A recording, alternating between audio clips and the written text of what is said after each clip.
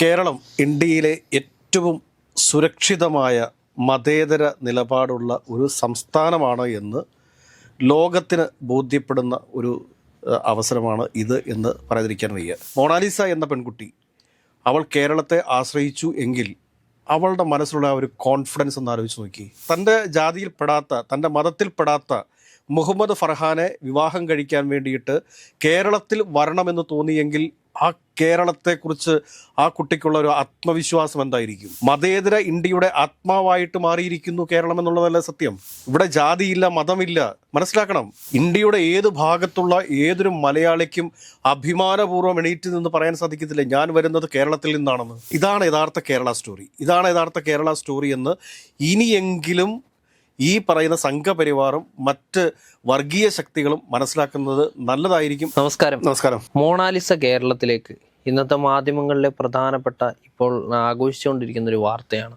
കഴിഞ്ഞ കുംഭമേളയിലാണ് മൊണാലിസ എന്ന ആ പെൺകുട്ടിയെ കേരളവും ഇന്ത്യയും ലോകവും തന്നെ തിരിച്ചറിയുന്ന ആ പെൺകുട്ടിയുടെ കണ്ണുകളായിരുന്നു ആ ഒരു കുംഭമേളയെ ഏറ്റവും മനോഹരമാക്കിയത്. ഇപ്പോൾ ആ പെൺകുട്ടി കേരളത്തിലെത്തിയിരിക്കുകയാണ്. ആ പെൺകുട്ടിയുടെ കാമുകനുമായിട്ട് ഒരുമിച്ച് വിവാഹം കഴിച്ച് ജീവിക്കാൻ വേണ്ടിയിട്ട് അദ്ദേഹത്തിന് ആ പെൺകുട്ടിയുടെ പിതാവ് സമ്മതിക്കുന്നില്ല ഈ വിവാഹത്തിന് എന്ന് പറഞ്ഞുകൊണ്ടാണ് ആ പെൺകുട്ടി കേരളത്തിലേക്ക് എത്തിയിരിക്കുന്നത്.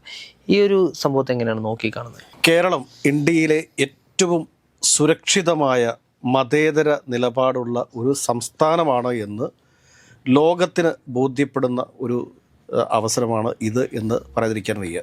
ഒരു മലയാളി എന്നുള്ള രീതിയിൽ എനിക്ക് ഏറ്റവും കൂടുതൽ അഭിമാനം തോന്നിപ്പോയ ഒരു ദിവസമാണിന്ന് എന്ന് പറയാതിരിക്കാൻ വേണ്ടി വയ്യ. ഒന്ന് ആലോചിച്ച് നോക്കൂ, എത്ര മറ്റ് സംസ്ഥാനങ്ങളുണ്ട്, വേറെ ഏതൊക്കെ പാർട്ടികൾ ഭരിക്കുന്ന എത്രയെത്ര സംസ്ഥാനങ്ങളുണ്ട്. പക്ഷെ ആ സംസ്ഥാനത്തൊക്കെ നിലനിൽക്കുന്ന അതിതീവ്രമായിട്ടുള്ള ജാതിവെറി, മതവെറി ഒക്കെ ഉണ്ട്.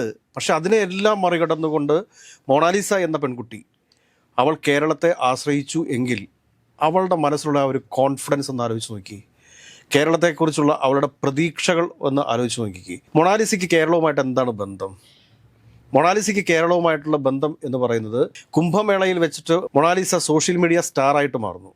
ആരോ ഒരാൾ എടുത്ത അവളുടെ ആകർഷകമായ കണ്ണുകൾ, ആ കണ്ണുകൾ നമ്മുടെ സോഷ്യൽ മീഡിയ കീഴടക്കി എന്നുള്ളതാണ് സത്യം. അതിനുശേഷം പിന്നീട് ഒരു സുപ്രഭാതത്തിൽ പെട്ടെന്ന് സ്റ്റാറായിട്ട് മാറിയ മൊണാലിസയെ കേരളത്തിലേക്ക് കൊണ്ടുവന്നത് ബോബി ചെമ്മണ്ണൂരാണ്, അതായത് ബോച്ചയാണ്. ബോച്ചയെ കേരളത്തിലേക്ക് കൊണ്ടുവന്ന് മൊണാലിസയെ കൊണ്ട് അദ്ദേഹത്തിന് ചില ഷോപ്പുകൾ ഒക്കെ ഉദ്ഘാടനം ചെയ്യിപ്പിക്കുന്നു. അങ്ങനെയാണ് മൊണാലിസ കേരളത്തിലും ഫേമസ് ആയിട്ട് മാറുന്നത്. അന്ന് കേരളത്തിൽ വന്ന് നിന്നിട്ടുള്ള മൊണാലിസയെ സംബന്ധിച്ചിട്ട്, അന്ന് കേരളത്തെ മനസ്സിലാക്കിയിട്ടുള്ള മൊണാലിസയെ സംബന്ധിച്ചിട്ട്, മൊണാലിസയ്ക്ക് തൻ്റെ ജാതിയിൽപ്പെടാത്ത, തൻ്റെ മതത്തിൽപ്പെടാത്ത മുഹമ്മദ് ഫർഹാനെ വിവാഹം കഴിക്കാൻ വേണ്ടിയിട്ട് കേരളത്തിൽ വരണമെന്ന് തോന്നിയെങ്കിൽ ആ കേരളത്തെക്കുറിച്ച് ആ കുട്ടിക്കുള്ള ഒരു ആത്മവിശ്വാസം എന്തായിരിക്കും? മതേതര ഇന്ത്യയുടെ ആത്മാവായിട്ട് മാറിയിരിക്കുന്നു കേരളം എന്നുള്ളതല്ല സത്യം. ഇവിടെ ജാതിയില്ല, മതമില്ല. മനസ്സിലാക്കണം, മൊണാലിസ കേരളത്തിലെത്തുന്നു. കേരളത്തിലെത്തിയതിനു ശേഷം തമ്പാനൂർ പോലീസ് സ്റ്റേഷനിൽ തൻ്റെ പിതാവ് തന്നെ വിവാഹം കഴിക്കാൻ വേണ്ടി സമ്മതിക്കുന്നില്ല, തന്നെ പിടിച്ചുകൊണ്ടുപോകാൻ വേണ്ടി ശ്രമിക്കുന്നു എന്ന് പറയുമ്പോൾ പോലീസ് കൃത്യമായ ആക്ഷൻ എടുക്കുന്നു. 18 വയസ്സും 21 വയസ്സും പൂർത്തിയായിട്ടുള്ള ഏതൊരു സ്ത്രീക്കും പുരുഷനും പരസ്പരം ഇഷ്ടമാണ് എങ്കിൽ വിവാഹം കഴിക്കാൻ നിയമമുള്ള രാജ്യത്ത് ആ നിയമം നടപ്പിലാക്കാൻ സാധ്യതയുള്ള ഒരേ ഒരു സംസ്ഥാനം കേരളമാണ് എന്നുള്ളൊരു കോൺഫിഡൻസിലേക്ക് മൊണാലിസ എത്തിയിട്ടുണ്ട് എന്നുണ്ടെങ്കിൽ കേരളത്തിൻ്റെ ഇപ്പോഴത്തെ ഭരണത്തെക്കുറിച്ച് ആർക്കാണ് കുറ്റം പറയാൻ വേണ്ടിയിട്ട് സാധിക്കുക? കേരളത്തിൻ്റെ ക്രമസമാധാന പ്രശ്നത്തെക്കുറിച്ച് ആർക്കാണ് എതിർത്ത് സംസാരിക്കാൻ വേണ്ടിയിട്ട് സാധിക്കുക? ആർക്കെങ്കിലും സാധിക്കുമോ? പറ്റത്തില്ലല്ലോ. ഇന്ന് തിരുവനന്തപുരം പൂവാർ അരമാനൂർ നെനാർ ക്ഷേത്രത്തിൽ വെച്ചിട്ടാണ് ഇന്ന് മൊണാലിസയുടെയും മുഹമ്മദ് ഫർഹാൻ്റെയും വിവാഹം നടക്കുന്നത്. അതായത് ഒരു മൊണാലിസ എന്ന ഹിന്ദുവിൻ്റെ വിവാഹം മുഹമ്മദ് ഫർഹാൻ എന്ന മുസ്ലിമുമായിട്ട് നടക്കുന്ന സമയത്ത് അത് എത്ര വലിയൊരു സന്ദേശമാണ് ഇന്ത്യക്ക് നൽകുന്നത്. ഇന്ത്യയുടെ ഏത് ഭാഗത്തുള്ള ഏതൊരു മലയാളിക്കും അഭിമാനപൂർവ്വം എണീറ്റ് നിന്ന് പറയാൻ സാധിക്കത്തില്ല ഞാൻ വരുന്നത് കേരളത്തിൽ നിന്നാണെന്ന്.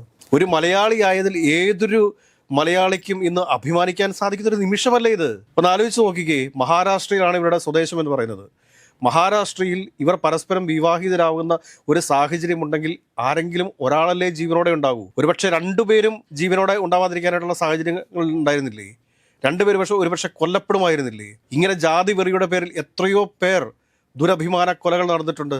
കർണാടകത്തിൽ നടന്നിട്ടുണ്ട്, എത്രയെത്ര സ്ഥലങ്ങളിൽ നടന്നിരിക്കുന്നു. പക്ഷെ കേരളം സുരക്ഷിതമാണെന്നേ, കേരളത്തിലേക്ക് ആർക്കും കടന്നു വരാമെന്നേ, ഇവിടെ വന്ന് ഒരാൾക്കും ഒരു വർഗീയവാദിക്കും ഒരു ജാതി വെറി പിടിച്ച ഭ്രാന്തന്മാർക്കും കേരളത്തിൽ വന്നൊരു ചുക്കും ചെയ്യാൻ വേണ്ടിയിട്ട് സാധിക്കത്തില്ല എന്ന് ബോധ്യപ്പെടുത്തുന്ന രീതിയിലുള്ള ഒരു വിവാഹമല്ലേ നടന്നിട്ടുള്ളത്. ഈ വിവാഹത്തിൽ ഇന്ന് CPM-ന്റെ സംസ്ഥാന സെക്രട്ടറി പങ്കെടുക്കുന്നു, അതോടൊപ്പം തന്നെ മന്ത്രി വി ശിവൻകുട്ടി പങ്കെടുക്കുന്നു. എത്ര വലിയൊരു സ്വീകരണമാണ് മൊണാലിസയ്ക്ക് നമ്മൾ നൽകിയിട്ടുള്ളത്.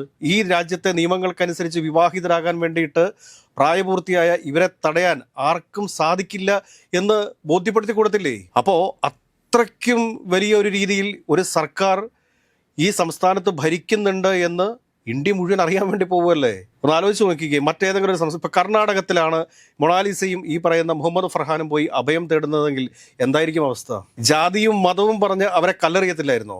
അവർക്ക് ഏതെങ്കിലും ഒരു പോലീസ് സ്റ്റേഷനിൽ കയറി പരാതി കൊടുത്തു കഴിഞ്ഞാൽ പരാതി കൊടുത്തിട്ട് അവർ പുറത്തിറങ്ങും മുമ്പ് ഈ പറഞ്ഞ മൊണാലിസയുടെ മാതാപിതാക്കന്മാരുടെ കൈകളിലേക്ക് മൊണാലിസ എറിഞ്ഞു കൊടുക്കത്തില്ലായിരുന്നോ? പക്ഷെ കേരളത്തിൽ വന്നു കഴിഞ്ഞപ്പോഴത്തേക്ക് എന്താണ്, തമ്പാനൂർ സ്റ്റേഷനിലാണ് ഇവർ പരാതി നൽകിയിട്ടുള്ളത്. തമ്പാനൂർ സ്റ്റേഷനിലെ പരാതി കൃത്യമായിട്ട് അവിടുത്തെ പോലീസ് ഉദ്യോഗസ്ഥർ ഇടപെടുന്നു. ഈ മൊണാലിസയുടെ ഫാദറിനോട് സംസാരിക്കുന്നു, അവരോട് സംസാരിച്ച് കാര്യങ്ങൾ മനസ്സിലാക്കുന്നു. മൊണാലിസയുടെ സുഹൃത്തുക്കൾ, മുഹമ്മദ് ഫർഹാന്റെ സുഹൃത്തുക്കൾ, ബന്ധുക്കൾ ഇവരെല്ലാം പങ്കെടുത്തുകൊണ്ടല്ലേ ഇന്ന് വിവാഹം നടക്കാൻ വേണ്ടി പോകുന്ന പൂവാറിൽ വെച്ചിട്ട്. ഈ ഒരു മതസൗഹാർദ്ദ കാഴ്ച നമുക്ക് മറ്റ് ഏത് സംസ്ഥാനത്ത് കാണാൻ വേണ്ടിയിട്ട് സാധിക്കും? കേരളത്തിൽ മുസ്ലിം ന്യൂനപക്ഷങ്ങൾ ഉൾപ്പെടെയുള്ള മുഴുവൻ ആളുകളും സുരക്ഷിതരാണ് എന്ന് ഊട്ടി ഉറപ്പിക്കുന്ന രീതിയിലുള്ള പ്രവൃത്തിയല്ല ഇന്ന് തിരുവനന്തപുരത്ത് നടന്നിട്ടുള്ളത്. ഒരുപക്ഷെ PC ജോർജ് നാളെ വേണമെങ്കിൽ ഇത് ലവ് ജിഹാദാണ് എന്ന് പറഞ്ഞുകൊണ്ട് വന്നേക്കാം. വരാനായിട്ടുള്ള സാധ്യതകൾ തള്ളിക്കളയാൻ വേണ്ടി പറ്റത്തില്ല. ഇഷ്ടപ്പെട്ട രണ്ട് മനസ്സുകൾ ഒത്തുചേരുന്നതിൽ എന്താണെന്ന പ്രശ്നം? അവർക്ക് പരസ്പരം ഇഷ്ടമാണ്. മൊണാലിസയുടെ ബാക്ക്ഗ്രൗണ്ട് എന്താണ് എന്ന് പരിശോധിച്ച് നോക്കൂ. വളരെ സാധാരണ സാഹചര്യങ്ങളിൽ നിന്ന് വന്നൊരു പെൺകുട്ടിയല്ലേ. ആ പെൺകുട്ടിയുടെ ആകർഷകമായ കണ്ണുകൾ, ആ കണ്ണുകൾ കുംഭമേളയിൽ വെച്ചിട്ട് ഏതൊരു ഫോട്ടോഗ്രാഫർ ഒപ്പിയെടുക്കുന്നു, സോഷ്യൽ മീഡിയ താരമായിട്ട് മാറുന്നു. ഒരുപാട് വളർന്നില്ല. ഇതിനു മുമ്പ് തന്നെ കൊൽക്കട്ടയിൽ നിന്നുള്ളൊരു ഒരു വ്യക്തി, അവരുടെ പേര് ഞാൻ ഓർക്കുന്നില്ല, ഷാഫിക്ക് ഓർമ്മയുണ്ടെന്ന് എനിക്ക് അറിഞ്ഞുകൂടാ, മേരെ തേരെ മേരെ എന്നുള്ളൊരു പാട്ടൊക്കെ പാടി റെയിൽവേ സ്റ്റേഷനിൽ ഇരുന്ന്. പക്ഷെ അവരൊക്കെ വലിയ രീതിയിൽ സോഷ്യൽ മീഡിയ താരമായി മാറിയിരുന്നു.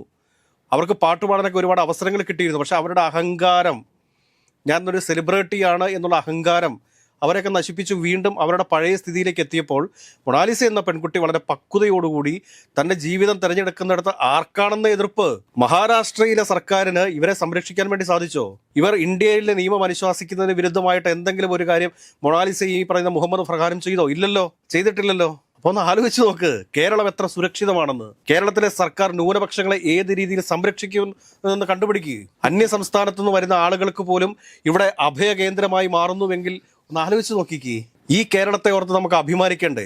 ഈ ഒരു സംഭവത്തെ നോക്കി കാണുമ്പോൾ ആദ്യം തന്നെ ഇതിനെ ഒരു വൈകാരികമായിട്ടുള്ള രീതിയിലേക്ക് മാറ്റാൻ വേണ്ടിയിട്ട് ഇനി ശ്രമിക്കാൻ വേണ്ടി പോകുന്നത് ഇവിടുത്തെ സംഘപരിവാർ സൈബർ ഹാൻഡിലുകളായിരിക്കും എന്നുള്ളതാണ് അതിലെ ഏറ്റവും പ്രധാനപ്പെട്ട കാര്യം. കാരണം കേരളത്തെ ഒരു തീവ്രവാദത്തിൻ്റെ ഹബ്ബായിട്ട് ചിത്രീകരിക്കുക, കേരളത്തെ ഒരു ഹിന്ദു അല്ലെങ്കിൽ മുസ്ലിം കോൺഫ്ലിക്റ്റിലേക്ക് എത്തിക്കാൻ വേണ്ടിയിട്ട് പല രീതിയിൽ മുൻപ് കഴിഞ്ഞ കാലങ്ങളിലൊക്കെ സംഘപരിവാർ ശ്രമിച്ചിട്ടുണ്ട്.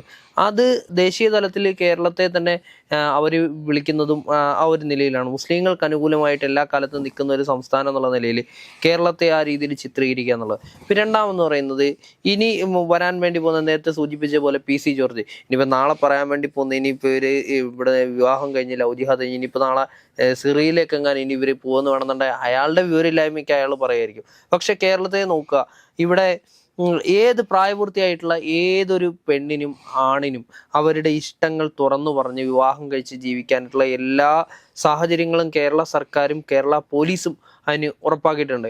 ഇപ്പോൾ ഈ അടുത്ത് തന്നെ എൻ്റെ ഒരു സുഹൃത്തിൻ്റെ സഹോദരി ഈ രീതിയിൽ പ്രണയിച്ചു. അവർ പിന്നീട് അവിടെ നിന്ന് പോവുകയും പിന്നീട് പോലീസ് സ്റ്റേഷനിൽ എത്തുന്നത്. അന്ന് ഞങ്ങൾ രണ്ടുപേരാണ് ചെല്ലുന്നത്, ഞാനും ആ സുഹൃത്തും കൂടെയാണ് പോലീസ് സ്റ്റേഷനിൽ ചെല്ലുന്നതും സംസാരിക്കുന്നത്. എന്നാൽ അവർ പറഞ്ഞത് ഒരൊറ്റ കാര്യമുള്ളൂ, അവർ കുടുംബപരമായിട്ടുള്ള അവരുടെ വൈകാരികതകൾ ഒരു ഭാഗത്ത് നിൽക്കുന്നുണ്ട്, അത് മറ്റൊരു സംഗതി. എന്നാൽ പോലും അവർ അവിടെ ആദ്യം ചോദിച്ചതെന്ന് പറഞ്ഞു കഴിഞ്ഞാൽ, ഈ കുട്ടിക്ക് ഇയാളുടെ കൂടെ പോകാനാണോ താല്പര്യം, കുടുംബത്തിൻ്റെ കൂടെ പോകാനാണോ താല്പര്യം? അതായത് ഒരു വ്യക്തിയുടെ തീരുമാനത്തിന് ഏറ്റവും കൂടുതൽ പ്രാധാന്യം നൽകുന്ന ആ കുട്ടിക്ക് തൻ്റെ ഇഷ്ടം തുറന്നു പറയാനായിട്ട് ആരെയും ഭയക്കേണ്ട ആവശ്യമില്ല എന്നുള്ളത് കേരളത്തിലെ പോലീസ് സ്റ്റേഷനുകൾ മാതൃകയാക്കുന്നു എന്നുള്ളതാണ്. ഇത് കൂടാതെ മറ്റു ചില പ്രണയങ്ങളുണ്ട്, 16, 17 ഒക്കെ വയസ്സായിട്ടുള്ള പ്രണയങ്ങളുണ്ട്. ആ പ്രണയങ്ങളെ പോലും കേരളത്തിലെ പോലീസ് നിരുത്സാഹപ്പെടുത്താറുണ്ട്. അത് നമ്മൾ കാണാതെ പോരുത്.